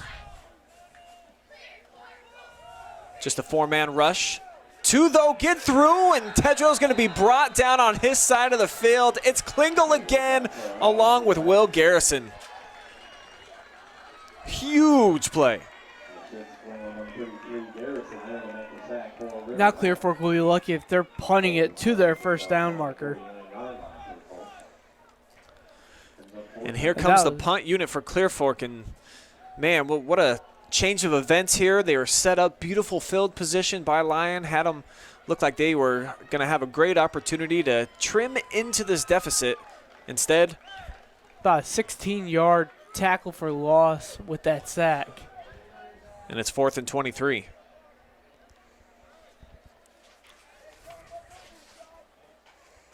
As silly as it sounds, you have to go for it still. I mean, unless you want to stop the bleeding. Jeremiah looks like they're going to have to punt it. Yeah, it's going to be a delay of game against the Colts. So they suffer another penalty. I believe that's 8 now on Clear Fork here this evening.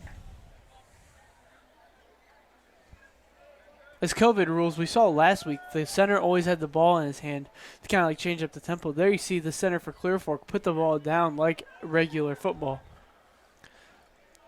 Tedrow has to punt it away.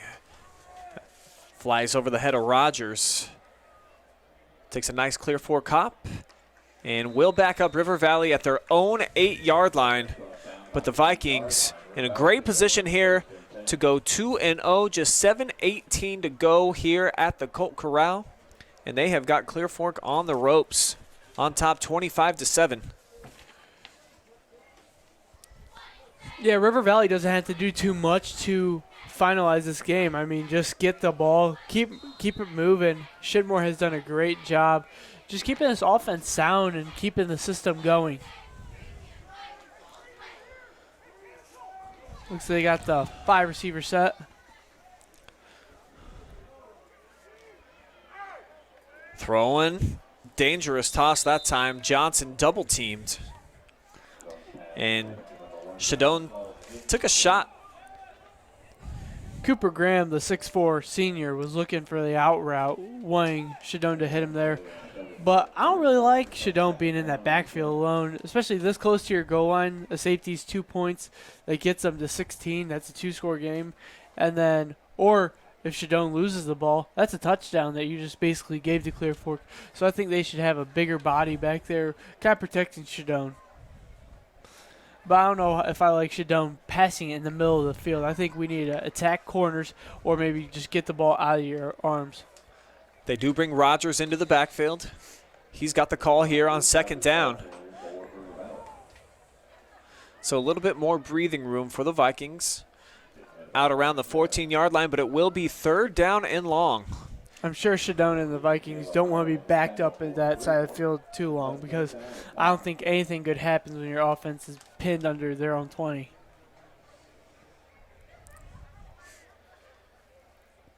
Colts looking to make a crucial stop here as Shadone keeps it himself. And gang tackled by the Colts.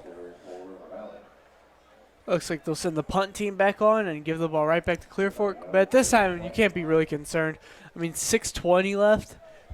Clear Fork's going to have some miracles pulling their way if they think they can get back into this game. A lot of things going to have to go right for the Colts here. But at least step one, they check the box, force the 3 and out. And we'll see if Lyon in the return game can set them up once again with solid field position. Baby steps, Brian. You got to get those little certain things. Boyd end-over-end kick. And I think that hit a Clear Fork player who was blocking off of Ethan Staley. And wow, what a big break for River Valley. They're going to take possession over at the 41. Tough blow here for the Colts.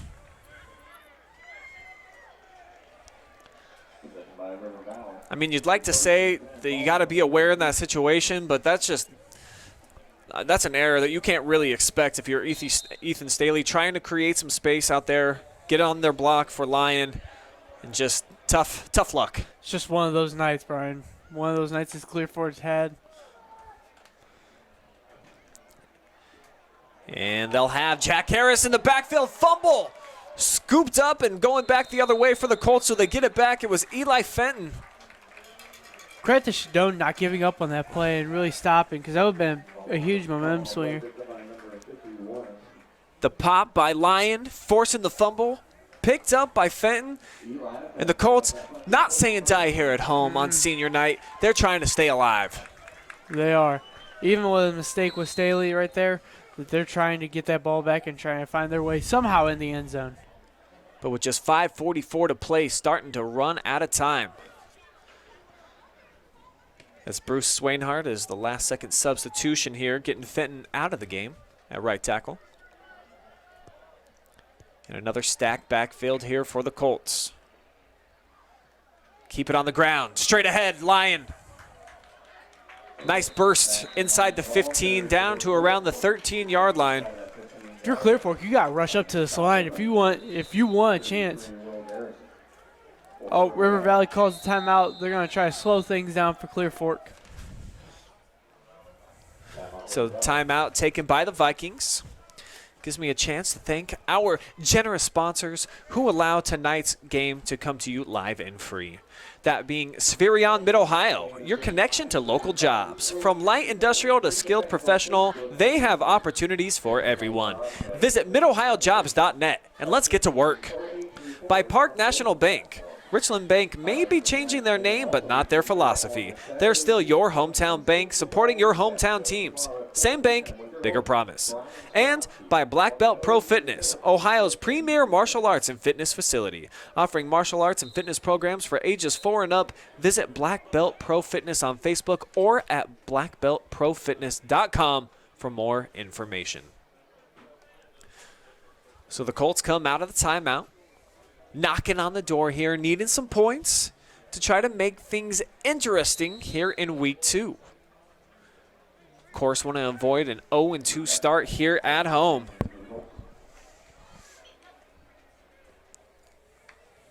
As Tedrow takes from the pistol. Hands off again, Lyon. Not going to be able to find enough space this time as he gets popped. Dropped for a minimal gain, tackled on the play by Jared Miracle.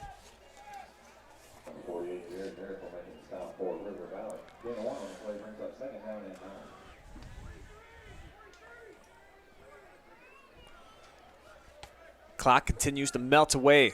Nearing 5 minutes to go here at the Colts Corral. River Valley just giving them opportunities to capitalize and give them a touchdown, but they are not giving up. Lyon's been very busy. He comes in motion. Tedrow fakes to him.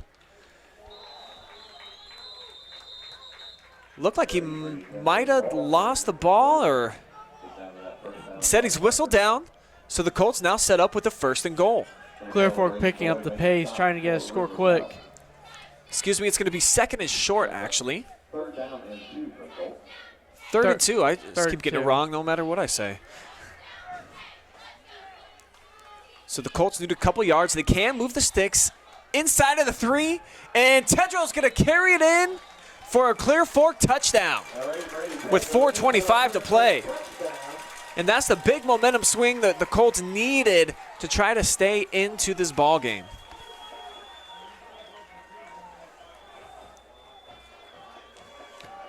Looks like Clear Fork's going to go for it on this 2-point conversion. They bring in 2 big boys. I bet you they're just going to try to pound this ball in there.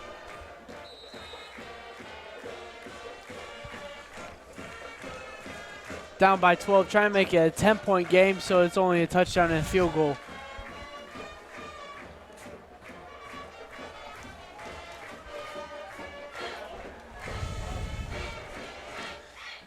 Tedrow turns, hands off, tripped up in the backfield. How about the play made by Carson Klingel to keep the score at 25-13? 25 seconds left to go in the 4th quarter. River Valley 25, Clear Fork 13.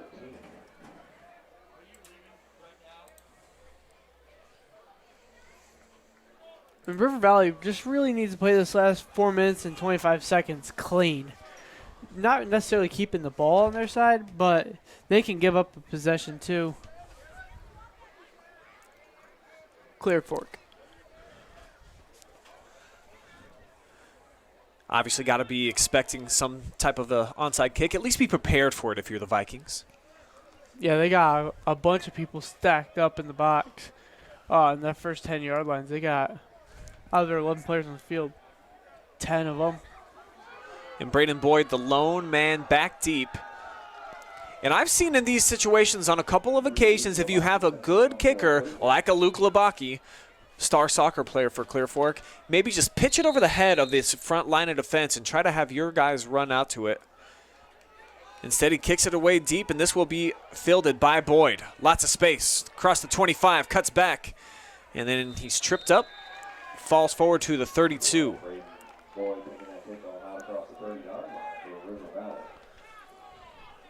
And so pretty much all night we have seen empty backfield sets for Caden Shindone.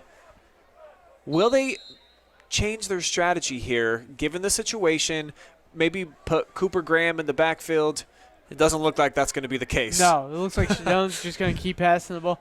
Maybe he might tuck it and run, but seeing a fumble, the last time they're just trying to get short passes in the air. He's got it connected to Lang, who's able to stay in bounds. They're probably going to just try to stay in bounds, Brian. They don't want, with the out routes and the short passes that they've been working, they usually like to go out of bounds or run that sideline. But I think River Valley would just try to stay in bounds, maybe even get down instead of Clear Fork pushing them out of bounds. So the last play basically just works like a running play. This time they will keep it on the ground. Backtracking as Rogers found a little crease. And he's able to make it 3rd and manageable. River Valley is going to need 3. Can the Colts stop him here? Get the ball back and try to make it even more interesting as we're down to 3 minutes, 30 seconds to go here in the Valley. Yeah, this is kind of a make-it-break play for River Valley and Clear Fork. Clear Fork's got to get a stop on this if they have any chance of coming back. I can see a little slant route right here, just across the middle. Bobbling the snap is Shindone, rolls right, throws right, incomplete. So that's going to stop the clock, and you can't ask for anything better if you're a Clear Fork Colt fan. It brings up 4th down.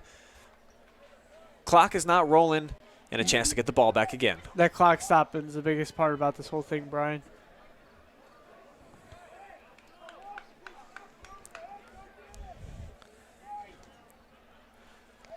So Lyon back along with Tedrow, standing right about their own 30-yard line.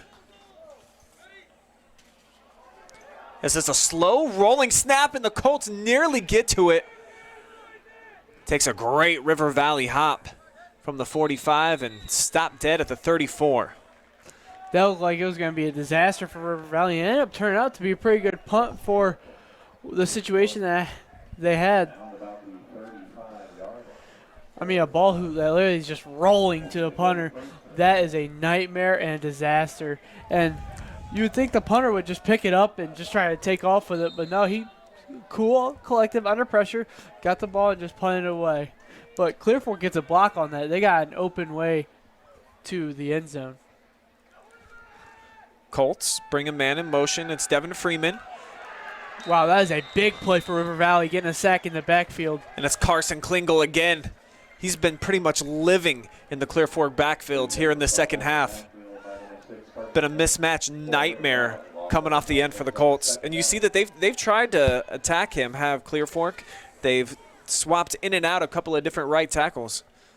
But nobody can seem to block number 6. See, Clear Fork's playing really out of their comfort zone, passing the ball. They want to go back to that run game, but they know they can't afford it right now. So the Colts still have a pulse, but it's starting to fade here in the 4th quarter. Under 2:20 to play. Tedrow steps up, dropped down again. Sacked again. River Valley's just swarming that backfield. Will Garrison, his 2nd sack here of the evening. And now a timeout taken by Clear Fork, as it seems like there's been a lot of air escaping out of the building here. Thought that they had a chance getting the ball back, but then back-to-back sacks here, kind of deflating here, Braden. Yeah, it was a low percentage chance that they come back to this game, but I mean, right now it's almost impossible. River Valley just got to talk about playing it safe. You'd almost see them come out in this zone, a deep zone, not giving up the deep ball, but still getting some pressure on Clear Fork's senior quarterback on senior night, Tedrow.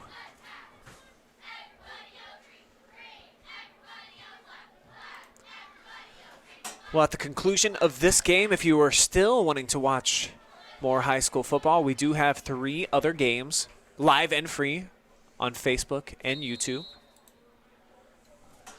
So you can flip over if you want to see our featured game, Northmore versus East Knox. Ashland taking on Mount Vernon. Mansfield Senior at home against Columbus DeSales.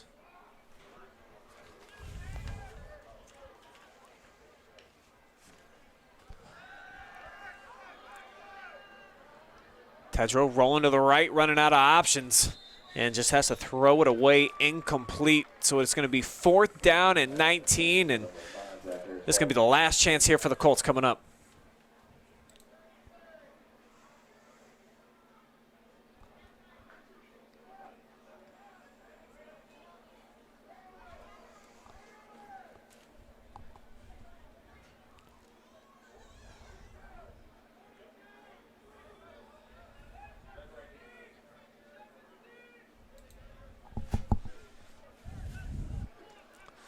Last chance for Clear Fork.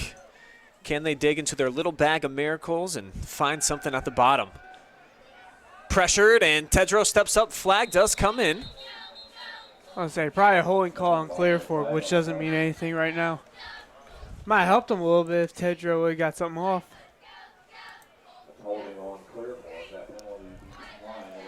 So I'm flipping over here. I see the East Knox Bulldogs up 13-0 at home on Northmore on our featured game of the week. Trying to get you a couple more scores from around the area. Looks like Ashland has all over Mount Vernon, 39-6.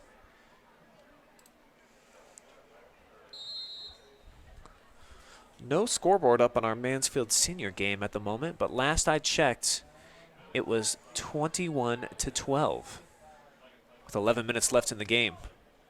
You would think that River Valley just keeps this ball on the ground.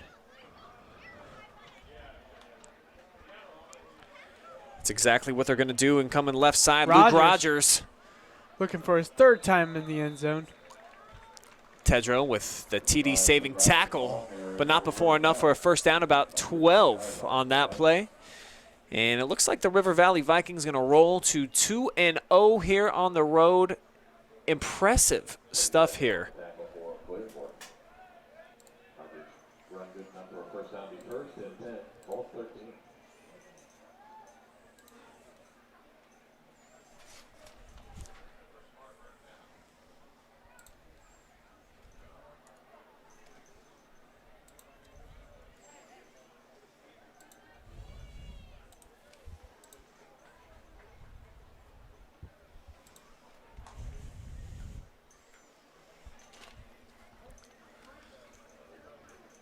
This time the Colts swallow up Rogers in the backfield.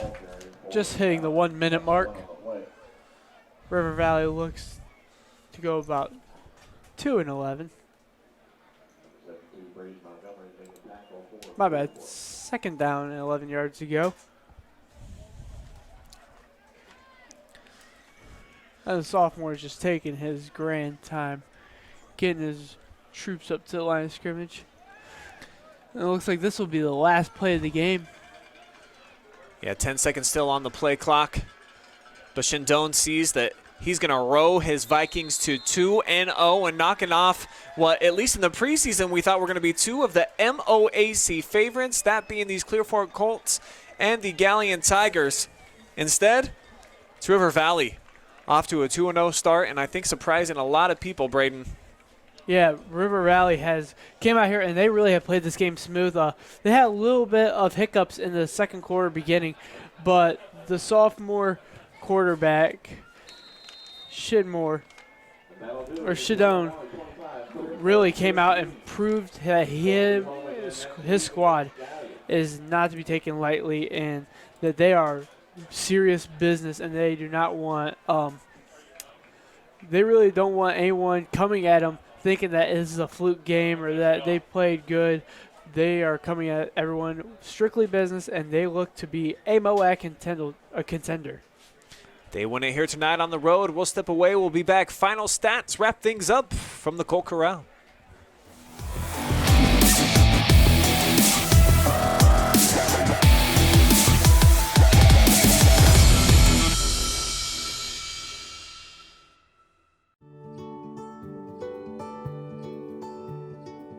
We are uniting Park National's family banks under one name to serve you more. This bank's about service to the community. I mean, your customers become your family, and by and large, you become their family. Customers do come in and they do feel like they're a part of our family, and they feel like they know us and we know them and we care. Park National, our family of banks, all together now.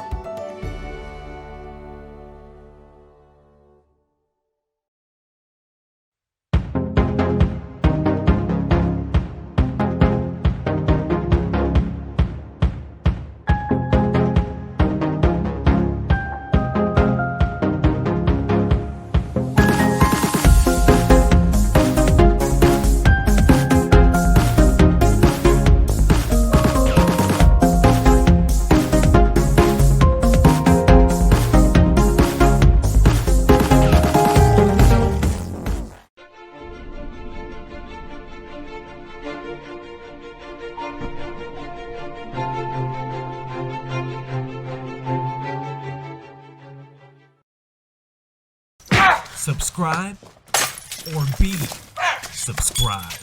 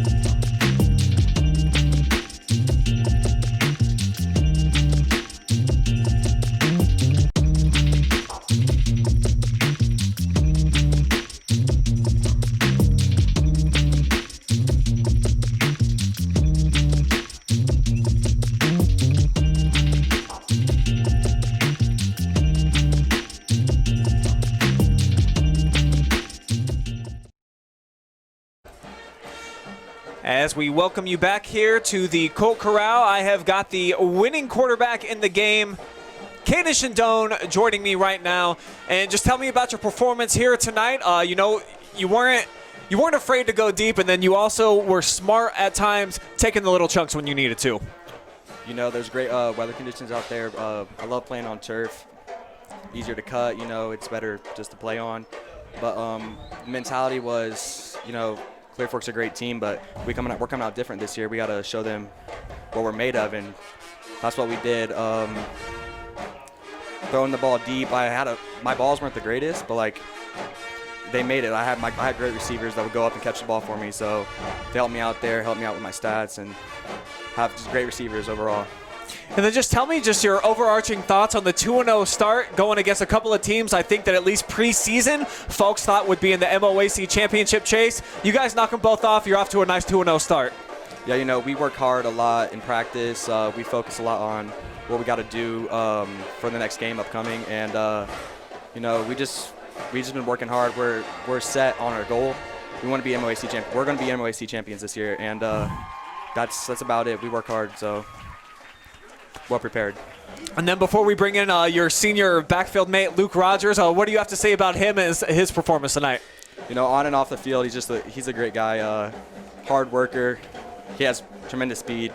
Love playing with him. He picks up the team, he's a great person and a great player. And that's about it, really. All right, thank you so much for joining us, Caden. Fantastic interview and a fantastic performance tonight. Yep. Thanks for coming on the OH Report. Yep, thank you. So that was Caden Shindone, the sophomore quarterback. And we are about to get his senior running back mate to join us right now, Luke Rogers. Here he is, strapping on the headset. Boy, Luke, first just tell me about the 2-0 start, man. I don't know that a lot of people picked River Valley to be amongst the MOAC favorites in the preseason. How much did that motivate you and your senior teammates? Oh, my God. Practice every day. Everyone knew we were underdogs. Going into this game, we definitely were they were going to come for some revenge after last year, so we had that in our heads. But we came in, we played hard, we did our jobs, had some big plays, bust deep. All props to the line, man. They're definitely some of the smaller linemen in the league, but they got the strength when it comes to it, and they give it their all. Coming into the season, given the chip on your shoulder, did you guys know that you had something maybe kind of special? Because from what I've seen here tonight and then seeing the result against Galleon, you got a lot of playmakers on the field, just a young quarterback. Coach Green would have been so mad if this season didn't happen. He's talked about it all along. I mean, he said we have some big returners coming back. We added players like Ethan Bell, Hayden Daniels coming in at DN, helping us out a lot. And a lot of our JV guys moving up, like Carson Lang, you saw the big catches he has. And, I mean, it's all just going together, and Coach Green knows we got something special, and we believe we do too. So now you're 2-0 on the season. You're going to go on the road against Pleasant, another team that people thought was going to be among the MOAC favorites. I imagine you got to think that you're going to row the Vikings ship into there and probably be victorious again, right? Being our county rivals, man, that's always a big game. And they've beaten us the last couple years. It's been a minute, but we're coming for vengeance for sure. That's our biggest rival, and we just want to come in and blow them out so bad. All right, Luke, well, we appreciate the time. Before you get out of here, if you want to look into the camera and deliver any type of message to Viking Nation, now's your chance. Hey, go Vikings, baby. Without the fans, we couldn't do it, man. Everyone cheering us on. Let's get this going, baby. All right, thanks so much. Luke Rogers joining us here live on the OH Report, where the Vikings, a big winner tonight here over Clear Fork. Hey, thank you for coming on. Go ahead and bring up the final stats now as Braden Creverling is back here joining me. And as you take a look, almost 400 total yards, Braden, for the River Valley Vikings here on the road tonight. That's a lot against a Clear Fork defense that I think was heading into the season thinking it was going to be the strength of the team. They got lit up a little bit. Yeah, the River Valley definitely has the weapons to put up 400-yard nights for every night with a young quarterback like Shidmore and the weapons around him. I mean, he's got 4 or 5 great options to where he can really maximize his potential while making his whole team better. And as you look at the other side for Clear Fork, 257 total yards, but only 32 of those through the air. So clearly, I mean, they got to get some things ironed out in that part of the game.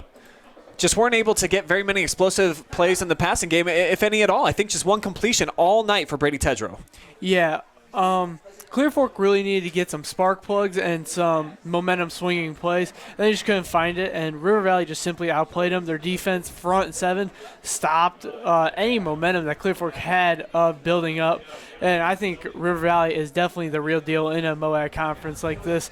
Beating Galleon, beating Clear Fork, two teams who we thought were going to make shots at the MOAC title, and I don't think anyone wants to smoke with River Valley Vikings. Yeah, I would agree. I think the Vikings show tonight that they are the real deal. They are going to be a force to be reckoned with. A lot of different weapons, and that sophomore quarterback got some poise. Something about him, you can just tell. Typically, kids have that it factor, as they say.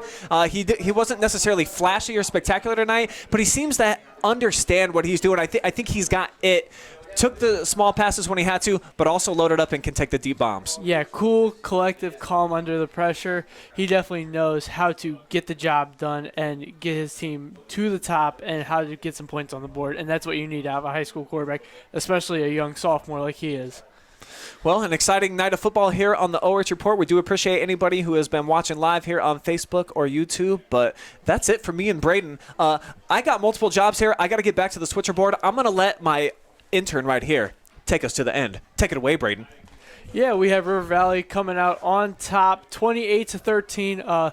They've proven that no one in the MOAC wants to go up against them, especially on the road or at home. River Valley gets the job done at Galleon, at Clear Fork, and Clear Fork also finding their ways to figure it out, and just they need to get a little bit more development. They got the jet sweep runs that can go under pressure, and they just need to get that little oomph into them. And their defense also needs to bounce back from this rough week and go into week 3. Clear Fork drops to 0-2 with the tough loss of Lucas in week 1, and River Valley goes up 2-0 going into week 3. That is all for me and my host, Brian Skronowski. I am Brain Krevling, and you have a nice day.